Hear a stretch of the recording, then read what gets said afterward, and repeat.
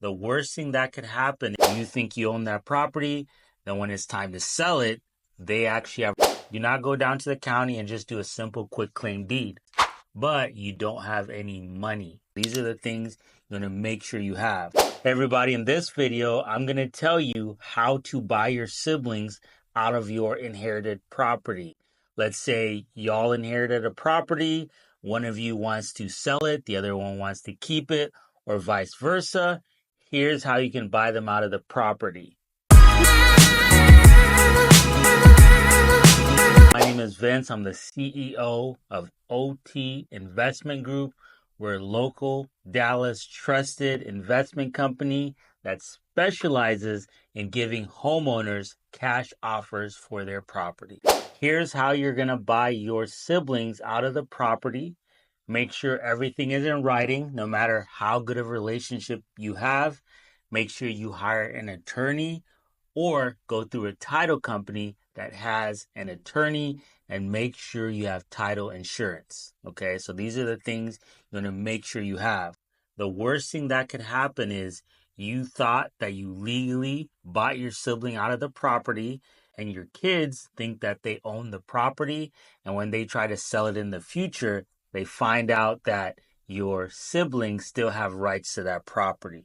Or your sibling passes away, you think you own that property, then when it's time to sell it, they actually have rights to that property, but because they passed away, it goes to their kids, and their kids don't want to sell it because they have rights to that property, and now you have to pay your siblings' kids all over again. Okay, I've seen it happen. People get greedy when it comes to properties. The way you're going to do it is you're going to sign an agreement with your sibling selling the property to you.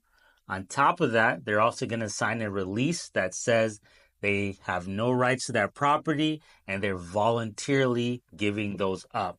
Okay, so those are the two things you want to do. You also want to have an attorney or a title company that has title insurance to make sure the title was transferred correctly. Do not go down to the county and just do a simple quick claim deed. The reason why you don't want to do that is if it's ever sold through a title company, when they try to get title insurance, they want to make sure that the line of title is done correctly. And if they see that there's a quick claim deed in that line, they're going to want to talk to that original person to get it transferred to a warranty deed. So let's say your sibling passes away or they're not available, or maybe you're fighting and arguing, whatever the case, and they don't want to re-sign it, then you are fresh out of luck. They're still going to have rights to that property. Now here's how to determine the fair and correct price of what your sibling should get for the property. Okay, so let's say the property is worth $200,000. Your sibling might be thinking, well, the property is worth $200,000, so you get $100 and they get $100. So technically, you'd buy them out for $100,000. That's not the case, okay? You need to consider, are there any liens on that property? Is there a mortgage on the property? Did the deceased person have any outstanding debts? Okay, so let's say the property's worth $200,000. The remaining mortgage was $40,000. Let's say they have $10,000 in debts. Now you're down to 150. You're down to 150. Okay. Also, you have to consider, does the property need any repairs? Okay, if the property needs $40,000 in repairs, it doesn't make sense that you guys get half. Okay, so let's say you're down to 150 after the mortgage and any liens or owed debt on the property, and the property has $50,000 in repairs. So you're gonna so what you're splitting is actually the $100,000. So you're gonna give your sibling $50,000 because that's their portion. Out of your portion, you are paying for the repairs.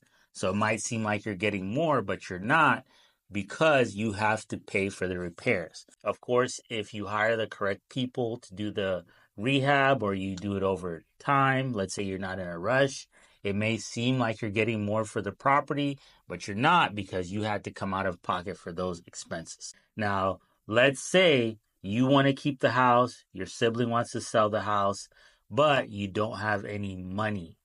You don't have money to buy your sibling out of your property.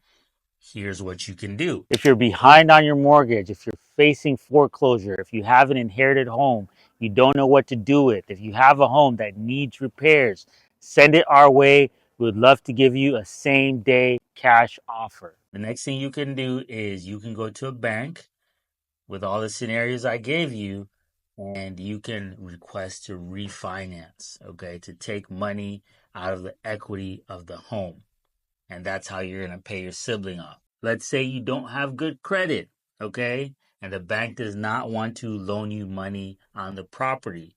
Another thing you can do is you can partner with an investor. What the investor is going to do is they're actually going to buy your sibling out of the property for you, right? Now you're co-owners with the investor. The investor is going to fix up the property. And while the property is being fixed up, you're going to work on your credit so that you can refinance and buy the investor out of the property. Now, I don't recommend you do this because, yes, I am a trustworthy person and I like to assume that a lot of investors are, but you do not know this person and you don't want to be co-owners with an investor, especially he might overestimate what the repairs are, and now you're getting less than you could have got with your sibling. Another scenario is you can ask your sibling to give you time to fix your credit so you can refinance and just buy your sibling out of the property. So I hope this video helped you. The underlining lesson is make sure you have everything in writing. Try to get along with your sibling. I know sometimes that's difficult with all these family dynamics in this world we live in, but at least be on respectful terms where you guys can do business together.